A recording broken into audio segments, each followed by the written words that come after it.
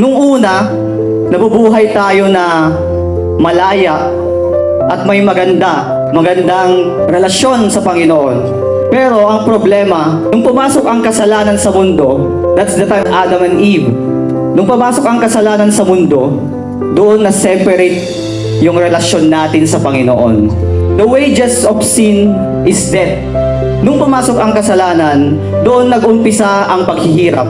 Kaya meron tong depression, problema, kawalan ng pag-asa. Dahil the wages of sin is death. Pero ano ang good news doon? Meron pong good news.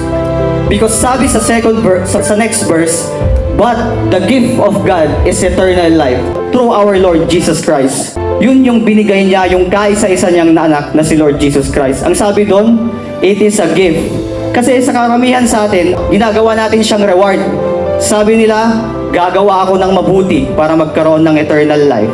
Gagawa ako ng magagandang bagay through myself only para makapunta ako sa langit. Kasi ang reward, kapatid, gagawa ka para may kapalit.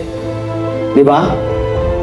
Gagawa ako ng mabuti, kapalit doon, pupunta akong langit. No, kasi sabi sa Romans, it is a gift. Anong ginagawa sa gift? Tinatanggap po. Kaya sabi sa John 3:16, for God so loved the world that He gave His only begotten Son, that whoever believeth in Him shall not perish but have everlasting life. Sa sobrang pagmamahal ng Diyos sa mga tao, na ibinigay niya ang kaisa-isa niyang anak. Sino ang anak niya? Si Lord Jesus. Na kung sino man ang sumampalataya sa Kanya, ang sabi niya doon, sumampalataya. Hindi yung mayaman, hindi yung magaling, hindi yung gwapo ang pupunta sa langit, kundi yung sino ang sumampalataya sa Kanya ay mabibigyan ng buhay na walang hanggan. Yung bumaba si Jesus Christ, mga kapatid, siya ang Diyos, she is the treasure of the heaven. Pero nung bumaba siya, anong ginawa nila? Pinahirapan, pinaboy, dinurahan at pinatay. Kaya kapatid, gusto kong sabihin sa inyo ngayon na mahal kayo ng Diyos. Kasi that's an unconditional love. Yung mga family natin, konting problema lang, nag-aaway, nawawala na yung pagmamahal eh. Pero ang Diyos natin, kahit lumalayo tayo sa Kanya, mahal pa rin niya tayo. Alam niya na wala tayong kakayahan na iligtas ang mga sarili natin sa impyerno. We deserve hell because we are sinners. At doon natin pagbabayaran ang mga kasalanan natin. Pero thank you, Lord Jesus Christ, bumaba siya. Anong ginawa sa Kanya? Pinutasan ng tagiliran, linatigo. Kasi pag hindi niya gagawin yon, hindi tayo maliligtas. Hindi tayo mapupuntang langit. May malaking plano sa buhay niyo ang Diyos ngayon. Simula pinanganak tayo, alam na niya ang mga pangalan natin. He called you by name. Anong sabi niya? Pag nananalangin ka sa akin, dinidinig kita. Pag hinahanap mo ako, nagpaparamdam ako. You shall not fear because I am with you always. At nung nasa tuktok na siya ng bundok, ang Panginoon Jesus, pinako siya. Kapatid, kaibigan, listen to this because this is salvation. Lahat po tayo may kaluluwa dito, whether anong age mo. Matanda ka man, bata, mayaman, mahirap, may ngipin o wala, meron po tayong kaluluwa. This is the salvation.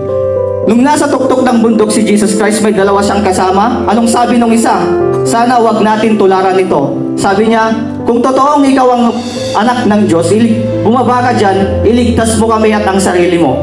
According to the Bible, ang taong ito napunta sa impyerno. And according to the Bible, hell is real. Kasi many times na sinabi ng Bible ang hell, mas marami pa ito kaysa heaven. And ang hell, day and night, they are tormented. Ibig sabihin, eternally. Nasusunog ka pero hindi ka namamatay. Huwag sana nating tularan ng tao na to na reject si Lord Jesus Christ. Pero yung isa na katabi niya, anong sabi? Totoo nga na ikaw ang anak ng Diyos. Pagkapunta mo sa kaharian, Panginoon, alalahanin mo ako.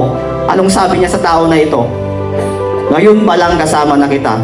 Ibig sabihin, we are not saved by our good works. Maganda po ang may good works, pero kung wala si Jesus sa buhay nyo, hindi po tayo magkakaroon ng access, preparation papuntang langit. Anong ginawa ng napakuyit na ito sa krus, kaya napunta siya sa langit? Nanampalataya po. Sabi niya, alalahanin mo ako pagpuntang langit. Itong tao na ito, makasalanan, dating hindi naniniwala sa Panginoon, wala sang relihiyon, pero dinala agad ng Panginoong Hesus sa langit. Kasi sabi ng Panginoong Jesus, I am the way, the truth, and the life. No one comes to the Father except through me. So, mga kapatid, mga minamahal, would you accept Lord Jesus Christ as your personal and Savior tonight? Because if you do that, the void in your heart, the emptiness in your heart, the alcohol can't fill, the drugs can't fill, the fleshly desire can't fill. Yung hindi kayang punan ng puso mo na lagi mong hinahanap-hanap sa umaga pero pa'y kulang pa rin. Si Lord Jesus Christ po yung magpupuno yun. Mga kapatid, mga minamahal, lumapit po tayo ngayon sa Panginoong Jesus. Magdasal po tayo kasi walang problema na hindi niya kayang lutasin at walang kasalanan na hindi niya kayang patawarin. So, would you register your name in heaven tonight? Amen. So, sabihin lang po natin ng malakas, Lord Jesus, Lord Jesus, thank you Lord, thank you, Lord. kasi linagtas mo ako. Kahit ako'y makasalanan. Kahit ako, Mula ngayon, Panginoon, tinatanggap kita tinatanggap bilang aking tagapagligtas. Ibinibigay ko sa inyo ibigay ko sa inyo ang aking buhay ang aking at kaluluwa. Gusto kitang makasama gusto kitang makasama habang buhay. Tanggapin mo ako sa sa inyong kaharian. inyong In Jesus' name, Jesus' name. Amen.